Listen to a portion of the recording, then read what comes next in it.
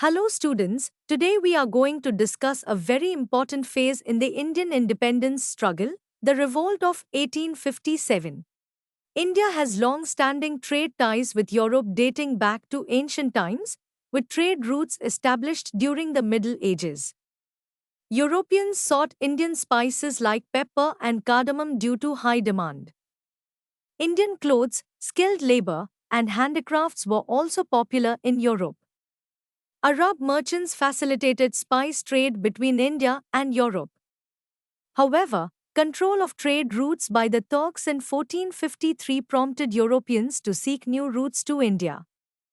In 1498, Vasco da Gama, a Portuguese explorer, unveiled a new sea route to India through the Cape of Good Hope. Following this discovery, the Portuguese reached Calicut and initiated trading activities.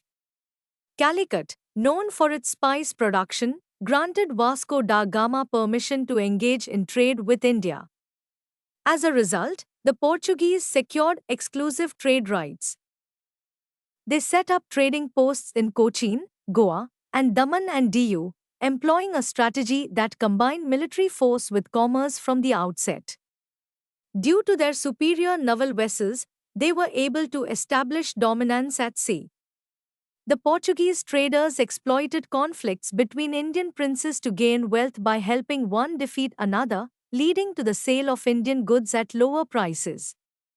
Meanwhile, as the Industrial Revolution unfolded, Holland and Britain also sought India for raw materials, trade goods, and market prospects. The East India Company was established in 1600 by British merchants with permission from Queen Elizabeth I to trade in India. Subsequently, they set up trade centers in Bombay, now Mumbai, and Madras, now Chennai, after obtaining permission from the Mughal Emperor Jahangir. The French also formed a trading company and founded trade hubs in Chandernagore in Bengal and in Pondicherry, now Puducherry. However, the British were displeased with this development and engaged in conflict with the French, emerging victorious. Consequently, the French were confined to Pondicherry. Following this, after Aurangzeb's death in 1707, the Mughal Empire started to decline, providing an opportunity for the East India Company to expand its influence. The British, with their own army, aimed to safeguard their trade interests. During this period, Bengal was a prosperous province, enticing the British to extend their authority as it was the wealthiest region. In 1756, construction of forts began, despite Siraj-ud-Daulah, the Nawab of Bengal, prohibiting it. The British were resolute in their quest to control other territories in the country. The British founded an army in Bengal, sparking a conflict when Siraj-ud-Daulah requested its withdrawal. Despite this, the British refused, and a war was declared. After the Battle of Plassey, Siraj-ud-Daulah was defeated, paving the way for the British to establish considerable power in Bengal. This event marked the beginning of Bengal's eventual conquest. The kings and nawabs of small kingdoms in India were always fighting among themselves. Taking advantage of this, the British helped one ruler in his fight against the other and gained power and wealth. This policy of the British was called divide and rule. Through this strategy, the British captured the kingdoms of Indian rulers. Another battle, the Battle of Buxar, took place in 1764. Once again, the British emerged victorious. As a result, Bengal finally came under British rule and the British East India Company laid the foundation of its colonial rule in India. Following the battle, the British expanded their territories through various policies. One such policy was the doctrine of lapse, where British rule was implemented if a king died without an heir. Consequently, the British seized control of Jhansi, Nagpur, and several other regions. Another significant policy was the subsidiary alliance, introduced by Lord Richard Wellesley, the Governor-General of India from 1798 to 1805. Under this policy, Indian rulers could not maintain their own armies and had to host British troops within their kingdoms, granting the British significant authority over their territories. Once established, the British resorted to unjust methods to satisfy their greed. They began exploiting the farmers by imposing heavy taxes regardless of their crop yield, leading to Indian farmers facing poverty. Similarly, weavers were compelled to sell their cloth at low prices. The Indian cotton industry also suffered due to British exploitation. Unable to grow cotton in their cold climate, Britain sourced cotton at low rates from Indian farmers for their textile mills, exporting the finished cloth back to India at high prices. Additionally, Indians were prohibited from starting their own mills or factories, fueling discontent and a growing sense of rebellion among the people. All Indians, including peasants, weavers, rulers, tribals, and many others, were unhappy with the British rule. As a result, the Indian rulers, who lost their territories under one pretext or the other, were ready to fight back the British. The immediate cause of the revolt was the replacement of old rifles of the Indian soldiers in the British Army. Cartridges used in the new rifles were greased with the fat of cows and pigs and had to be bitten off before it could be loaded into the rifle. Since the use of these rifles was against the religious sentiments of both the Hindus and the Muslims, the dissatisfaction against the British finally found expression in the Great Revolt of 1857. The Revolt of 1857 was a significant landmark in Indian history, marking the first major uprising against British rule. It began when Indian soldiers, or sepoys, serving in the British Army rebelled against their commanders, triggered by deep-seated resentment and immediate grievances, including the use of greased cartridges believed to be coated with cow and pig fat. The spark was lit by Mangal Pandey, a sepoy of the 34th Native Infantry, who fired at his unit's sergeant major at Barakpur, demonstrating early resistance.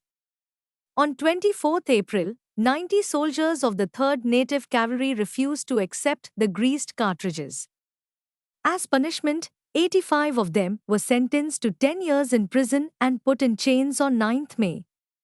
Following this, on 10th May 1857, at Meerut, 58 kilometers from Delhi, fellow soldiers freed their imprisoned comrades, killed their British officers, and raised the flag of revolt. This spark quickly spread across a vast area from Punjab to the Narmada River and from Bihar to Rajputana.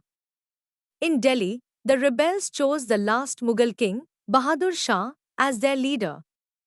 This choice showed that people still saw the long-ruling Mughal dynasty as a symbol of India's political unity. The rebels weren't divided by religion but united by seeing the British as their common enemy. The entire Bengal army joined the revolt, which quickly spread to Awadh, Rohilkhand, the Doab, Bundelkhand, central India, large parts of Bihar, and East Punjab. Thereafter the revolt spread. The military revolt was joined by ordinary people, especially in northwestern provinces and Awadh. Farmers and small landowners used this opportunity to destroy moneylenders' records and debt documents. In Delhi, General Bakht Khan led a court of soldiers. At Kanpur, Nana Sahib expelled the British, declared himself the Peshwa, and acknowledged Bahadur Shah as Emperor of India. Sir Hugh Wheeler, who commanded the British station, surrendered on 27 June 1857 and was killed the same day. There was the emergence of various leaders throughout India in the revolt. Begum Hazrat Mahal led the rebellion in Lucknow starting 4 June 1857.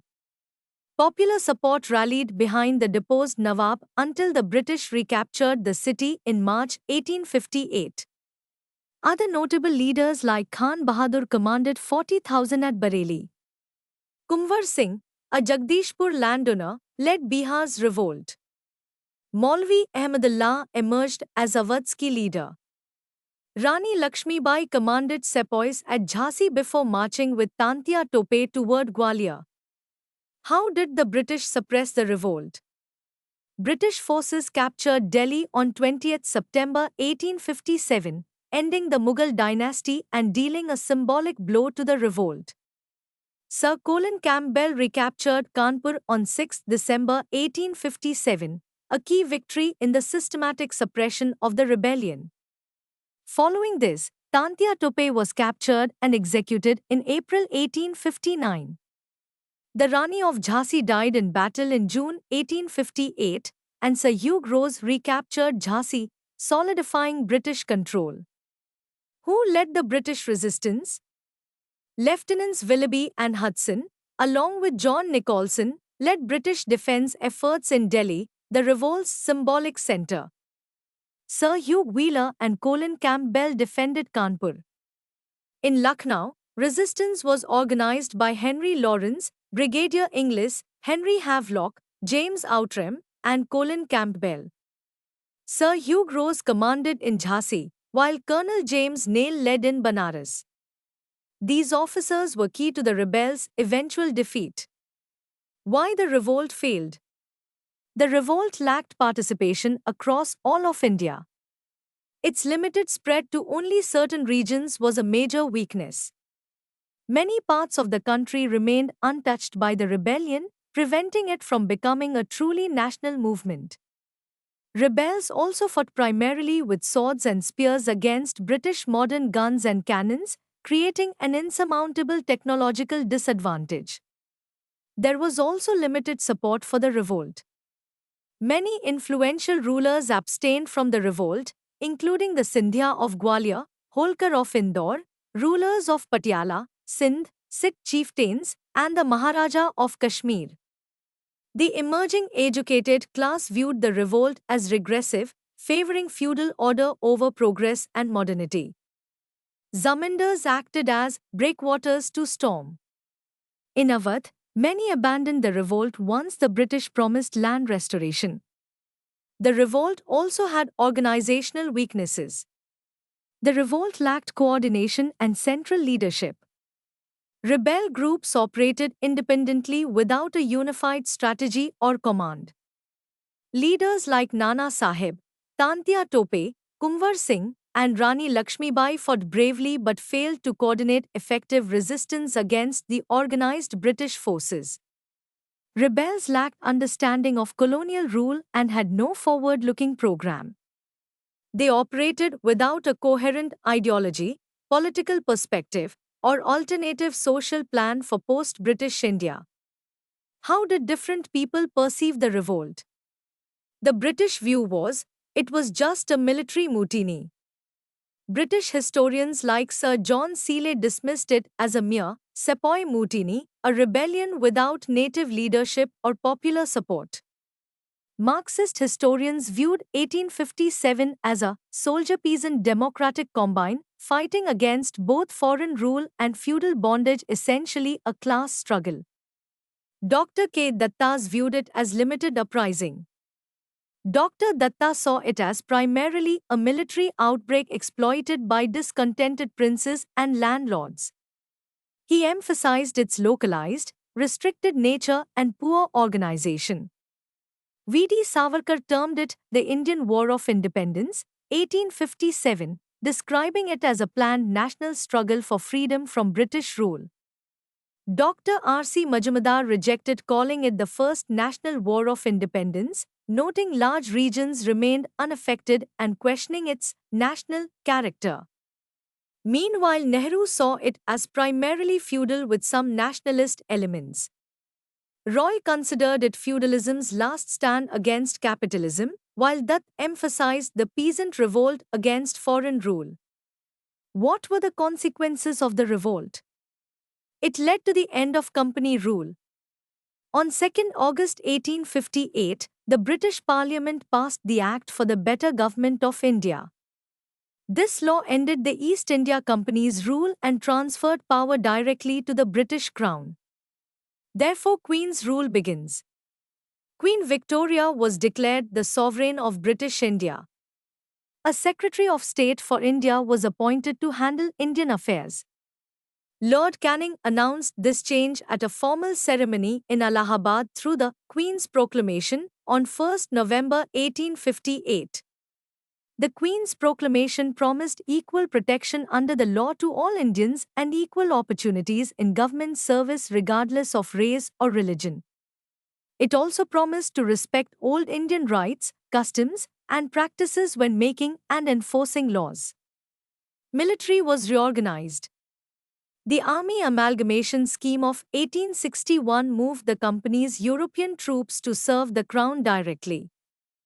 The Indian Army was completely restructured to prevent another mutiny. For the British, the revolt of 1857 exposed flaws in company governance and military organization, prompting swift reforms. The British implemented preventive measures against future rebellions and strengthened their hold over India. For Indians, the 1857 revolt shaped their future independence movement by highlighting genuine grievances of civilians and soldiers.